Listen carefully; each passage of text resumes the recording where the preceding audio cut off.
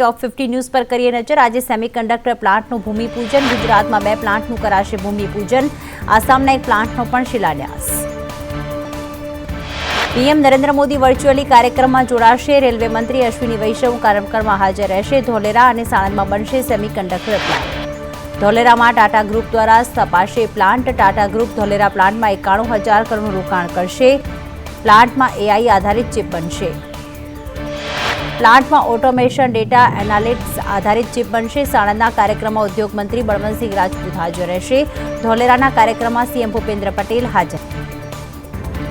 વડોદરામાં દબાણ શાખાએ વેચાણ કરતા 10 વાહનો જપ્ત કર્યા। ખંડેરા માર્કેટ પાસે ફ્રૂટ ભરી વેચાણ કરવા આવતા 10 વાહનો કર્યા કબજે। વહેલી સવારે થતો હતો ટ્રાફિક જામ। વેપારીઓએ દબાણ શાખા ડાયરેક્ટરને વાહન છોડવા માટે કહ્યું।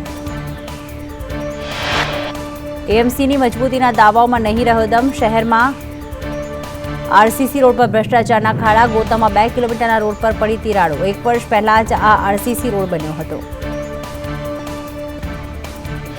ખાણીપીણી માર્કેટમાં ભાડું ન ભરનાર સામે એએમસી એક્શનમાં। હેપી સ્ટ્રીટનું ભાડું ન આપનાર નહીં કરી શકે ધંધો। લો ગાર્ડન પાસેના ખાણીપીણી બજારનું 78 લાખ ભાડું બાકી। અનેકવાર રજૂઆત કરવા છતાં પણ હજી સુધી ભાડું ચૂકવવામાં નથી આવ્યું। ત્યારે 14 ફૂડ વાન સંચાલકો સામે કાર્યવાહી કરવામાં આવશે। નડિયાદના સુલતાન પાર્કમાં મકાન ધરાશાયી થયા બાદ આદિવાસી મજૂરોને યોગ્ય સારવાર ન મળી હોવાના આક્ષેપ। આદિવાસી આગેવાનોએ પોલીસ સ્ટેશન અને સિવિલ હોસ્પિટલમાં મચાવ્યો હોબાળો। આરોગ્ય તંત્રની બેદરકારીના આક્ષેપ। આજે ધોરણ 10ના 8.35 લાખ વિદ્યાર્થીનીઓ ગણિતની પરીક્ષા। સ્ટાન્ડર્ડમાં માત્ર 8.56%। સ્ટાન્ડર્ડમાં સૌથી ઓછા વિદ્યાર્થી સૌરાષ્ટ્ર કચ્છમાં।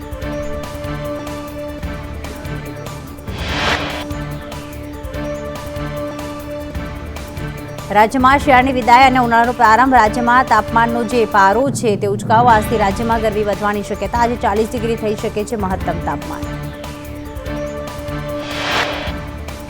મોટાભાગના શહેરોમાં લઘુત્તમ તાપમાન 21 ડિગ્રીને પાર। સામાન્ય કરતાં 2 થી 3 ડિગ્રી તાપમાન વધ્યું। સવારે સામાન્ય ઠંડીનો ચમકારો। બપોરે ગરમીની અસર। હવામાન વિભાગે ઉનાળાના આગમનની કરી જાહેરાત।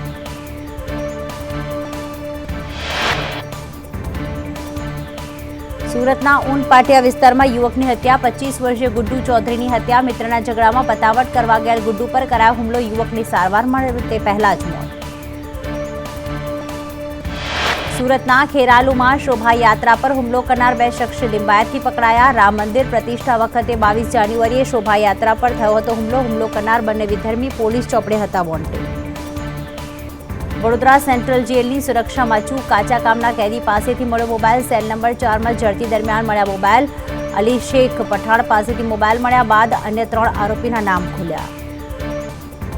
ગાંધીનગરમાં કેનાલમાં ડૂબી જવાથી યુવકનું મોત। રીલ્સ બનાવતી વખતે યુવતીનો પગ લપસતા કેનાલમાં પડી। યુવતીને બચાવવા જતા 2 યુવાન કેનાલમાં ડૂબ્યા।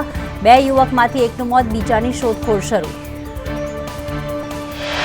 તો સાબરકાંઠામાં વિજયનગરના ભાખરા વજેપુર રોડ ઉપર અકસ્માતમાં 3 યુવકના મોત। બાઇક ઝાડ સાથે અથડાતા અકસ્માત।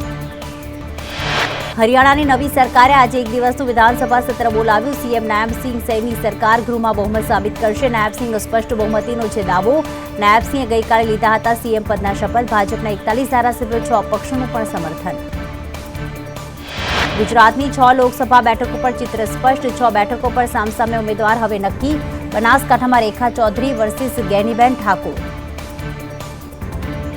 પોરબંદરમાં મનસુખ માંડવિયા વર્સિસ લલિત વસોયા। અમદાવાદમાં પશ્ચિમથી દિનેશ મકવાણા વર્સિસ ભરત મકવાણા। કચ્છમાં વિનોદ ચાવડા વર્સિસ નિતેશ લાલન। બારડોલીમાં પ્રભુ વસાવા વર્સિસ સિદ્ધાર્થ ચૌધરી। ભરૂચમાં મનસુખ વસાવા વર્સિસ ચૈતર વસાવા।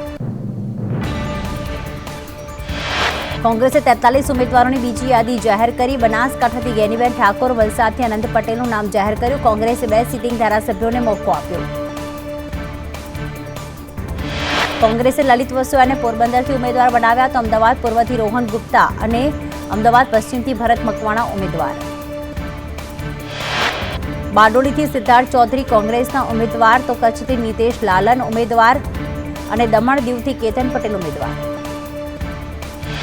કોંગ્રેસ અધ્યક્ષ મલ્લિકાર્જુન ખડગે લોકસભા ચૂંટણી ન લડે તેવી શક્યતા। સૂત્રોના મતે ખડગે ઈચ્છે છે કે તેઓ કોંગ્રેસના ચૂંટણી પ્રચારનું નેતૃત્વ કરે અથવા તો તેમના જમાઈ રાધાકૃષ્ણ ડોડોમાનીને આ બેઠક પરથી ઉમેદવાર બનાવી શકે છે. નીતિન કાકાએ કડી પાલિકાના કાર્યક્રમમાં ઠાલવ્યો બળાપો, કહ્યું કે આજકાલના આવેલા અમને શીખવાડે છે, કડીના રાજકારણની મારા જેટલી કોઈને ખબર નહીં હોય. નીતિન કાકાએ વધુમાં કહ્યું કે કોઈએ ચમચાગીરી ન કરવી, પણ તટસ્થતાથી કામ કરવું. કદી અભિમાન ન રાખવું જોઈએ. ઘરનો શીરો ખીચડી જેવો લાગે, પારકાની ગંદી ખીચડી માવા જેવી લાગે. સુરેન્દ્રનગરમાં ભાજપ પૂર્વ પ્રભારી નીમુબેન બાંભણિયાને આપી શકે છે ટિકિટ. તળપદા કોળી સમાજની મહિલા પાર્ટીની પહેલી પસંદ હિમાંશુ વ્યાસને પણ આપી શકે છે ટિકિટ. ભાવનગર નગરપાલિકાના સભ્ય વિપિન સંઘવી ભાજપમાં જોડાયા. મહુવા કોંગ્રેસ, સમાજવાદી પાર્ટી, આપના નેતાઓ ભાજપમાં જોડાયા. આપ અને સમાજવાદી પાર્ટીના 90 કાર્યકરો ભાજપમાં જોડાયા. માણાવદરના પૂર્વ ધારાસભ્ય અરવિંદ લાડાણી કેસરીઓ કરશે. 14 માર્ચના રોજ વંથલી માર્કેટિંગ યાર્ડ શક્તિ પ્રદર્શન સાથે ભાજપમાં જોડાશે. થોડા સમય અગાઉ કોંગ્રેસમાંથી આપ્યું હતું રાજીનામું. પ્રદેશ ભાજપ પ્રમુખ CR પાટીલ પહેરાવશે ખેસ. તો કડક સલામતી વચ્ચે કાલા જથેડી અને હિસ્ટ્રી શીટર મેડમ મિન્સના લગ્ન કોર્ટે મંજૂરી આપતા પોલીસ સુરક્ષા વચ્ચે લગ્ન થયા. લગ્ન પછી સંદીપને ફરી તિહાર જેલ લઈ જવાયો. ચૂંટણી કમિશનરની નવી નિમણૂક સામે કોંગ્રેસની સુપ્રીમમાં અરજી. અરુણ ગોયલના રાજીનામા પછી કેન્દ્ર સરકાર 2 કમિશનરની નિમણૂક કરી શકે છે. કેન્સરની નકલી દવા વેચનાર ગેંગનો ભાંડો ફૂટ્યો. દિલ્હી અને ગુરુગ્રામથી 7 લોકોની ધરપકડ. CAA કાયદા વિરુદ્ધ ઇન્ડિયન યુનિયન મુસ્લિમ લીગ દ્વારા સુપ્રીમ કોર્ટમાં અરજી દાખલ કરવામાં આવી. CAA કાયદા પર પ્રતિબંધની માંગ કરવામાં આવી. CAA એક્ટનો મુસ્લિમ સમુદાયના કેટલાક લોકો દ્વારા વિરોધ. CAAના અમલીકરણ બાદ દિલ્હીમાં ફ્લેગ માર્ચ. દિલ્હીના અનેક વિસ્તારોમાં પોલીસ અને RAFએ ફ્લેગ માર્ચ યોજી. CAA કાયદાને દેશ વિદેશથી સમર્થન. આફ્રિકી અમેરિકી એક્ટ્રેસ મેરી મિલબેનની એક્સપોઝ. મેરી મિલબને મોદી સરકારની કરી પ્રશંસા. ગેરમુસ્લિમોને નાગરિકત્વ મળવા અંગે ખુશી દર્શાવી. તો ભાજપ કેન્દ્રીય મંત્રી ગિરિરાજસિંહ પાટણ લોકસભા વિસ્તારની મુલાકાત લીધી. સિંહે CAA બાબતે કહ્યું કે ભારત વંશીને સન્માન દેવાનું કામ કર્યું છે, કોઈ નાગરિકતા છીનવવાનું કોઈ કામ નથી કર્યું.